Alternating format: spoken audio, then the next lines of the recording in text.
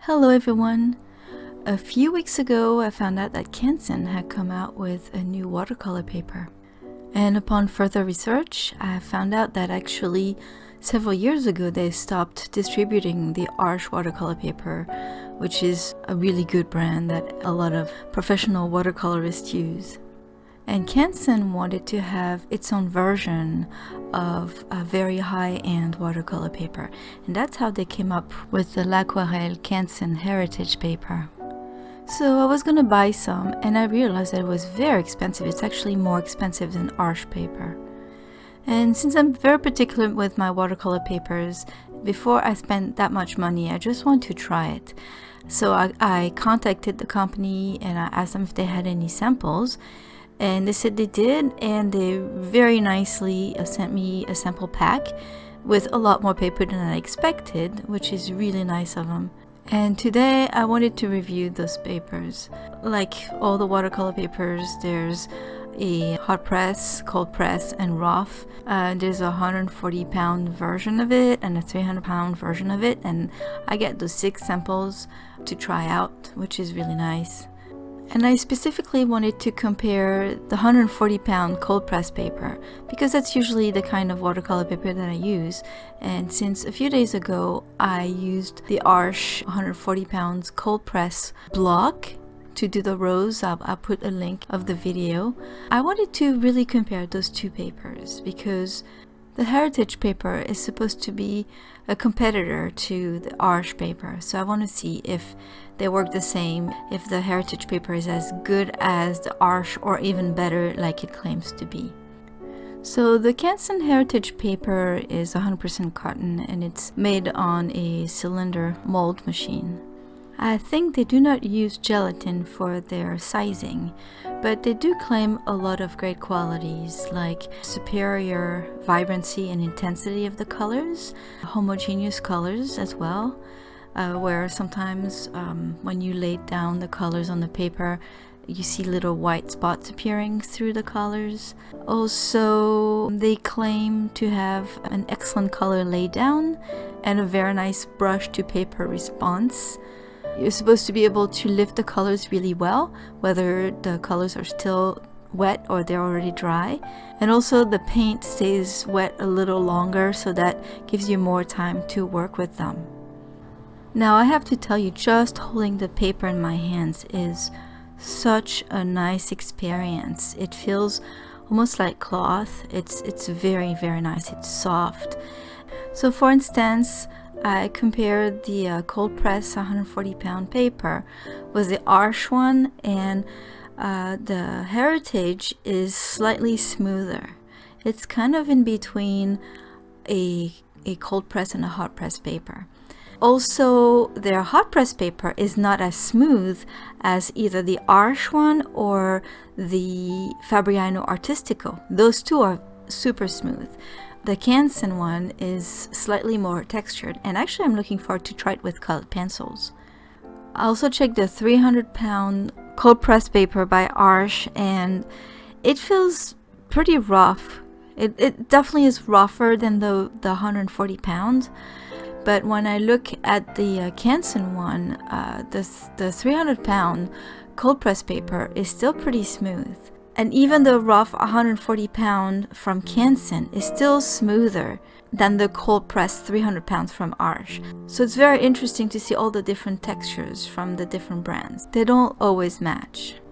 Now what I really like with the 300-pound samples that I got is that when you look sideways, they really look like a cardboard, a thick piece of cardboard. So I'm looking forward to use those. So as I already mentioned, I painted a rose with the Arches 140-pound cold press paper, and I wanted to do the same thing with the Canson 140-pound cold press paper as well. The texture is slightly different, but again I really like the feel of the paper. It's very soft and it's very nice to handle. So I use another reference photo that I took in my mother's garden 5 years ago. Same rose bush as the one the other rose comes from. So the colors are the same. I used the exact same paint to try to be as fair as possible. The only difference is that for the arch paper that I used, it was from a block. So it didn't buckle much or hardly at all. And with this one, it probably will buckle a little bit because it's a piece of paper that I taped down. But that's something that's going to be interesting to test out anyway. Now I must say that when I first put the water on the paper, I was very surprised because Canson Heritage claims that the paper says wet longer than a regular watercolor paper. And when I put the water down, it seemed to dry pretty fast. And then when I put the color down, it just looked weird. Then it also claims that it's very homogeneous, that you can't really see the white spots appearing under the paint. And in my case, that's all I could see. The colors were fading away and I could see the paper showing through. So I was very worried. I did the best that I could to start painting the petals, and it was very strange because as soon as I applied the paint on the paper, it seemed to dry, and when I tried to spread the paint with water, it would not spread much, or it would spread a little bit, but I could see the brush stroke.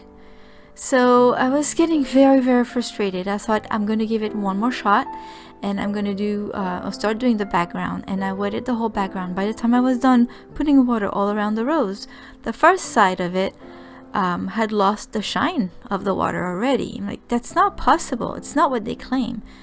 And it turned out to be terrible. It was horrible. I hated it. I got so frustrated trying to paint this rose. With all the wonderful qualities that Canson claimed that the heritage paper has, I found that it was the opposite for all of them. I even tried to lift the colors, dry and wet, it wouldn't budge. And even worse, when I took the washi tape off, I saw that all the colors had spread underneath. It was horrible. So I just gave up. I decided I'm not going to even finish this rose. There's no point. I'm not going to make anything nice out of this paper. And so I stopped. And then I figured, you know what? Let me see if the other side is the same. The texture is a little bit different.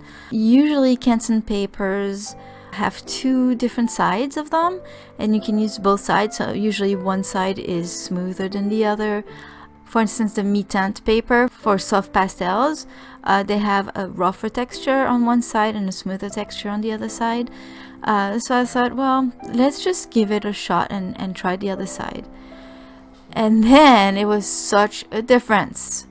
I guess I had been painting on the wrong side of the paper the whole time, and I was surprised. I thought I would have been able to paint on both sides anyway. Also, what threw me off is that to me it made sense to paint on the side where the name was. To me, was the top of the paper. Also, one of the samples, the 300-pound rough paper, on the other side, it showed like rough cuts. So to me, that was the other side of the paper, not the side you're supposed to paint on. So, you know, you make discoveries every day. So because I already had started painting that rose on the top side of the paper and it had buckled a tiny little bit, I decided to do just some tests and test all the different qualities that the paper claims. And I must say that all the qualities they claim are real. It's a very lovely paper after all. I even compared a few colors, dry and wet, and they dry very close to the color that they are when they're still wet. So they are really nice and vibrant. The paper takes layers very nicely. It lifts very well, and it doesn't really buckle much. So because I didn't want you to feel cheated that I didn't have a very good painting demonstration, I decided to use the 300-pound cold press paper that I had. The texture is very similar to the 140-pound, just a little bit rougher but not much, and it's very close to the arch texture. And I must say, it was a pleasure to paint on the paper. The frustration that I had felt with the wrong side of the other one was I was almost crying. It was so painful. So my tests really confirm all the claims that Canson makes on its paper. The colors are beautiful. They stay nice and bright. They don't fade when they dry. They are homogeneous. There is no little white dots showing through the paint. The paint lays down very nicely and you can spread it nicely with the brush and water. My heavy wash from the background did stay wet for quite a while, so it's really nice because you can add more colors to it. But I used a small surface, so it didn't really matter with this example, but I'm sure that if I had used a bigger paper, I would have appreciated it even more. I had no problem with this paper at all. It was very easy to use. I was able to control the colors pretty well on the paper, and that's about it. Also, in the end, I usually like to lift colors for my highlights, and I had no problem. Although it was a bit harder than for the other rows, just because I used a 5x5 format this time. The other one was a 9x12, so the rose was much bigger and it was easier to fit my brush and the petals. But altogether, you know, I think it was pretty nice. I liked it. I can't tell about the buckling right now because I used 300-pound and it didn't budge. It was great. So the 300-pound paper is very nice. As you can tell, I didn't even tape it down to a board or anything. I only put the washi tape there just to have a nice clean border. The only thing I can say, and again it could be because I used a smaller format and I had to work with tighter corners, is that maybe the paper is not as resilient as the Arches paper. I know that the Arches paper I can scrub and scrub and scrub and it rarely breaks down. It usually stays in good shape. There was one point that I had a little bit of the paper coming off. However, again, could be because it was a very small corner. I had a hard time reaching, but because it's very easy to lift the colors, you shouldn't have to scrub very hard.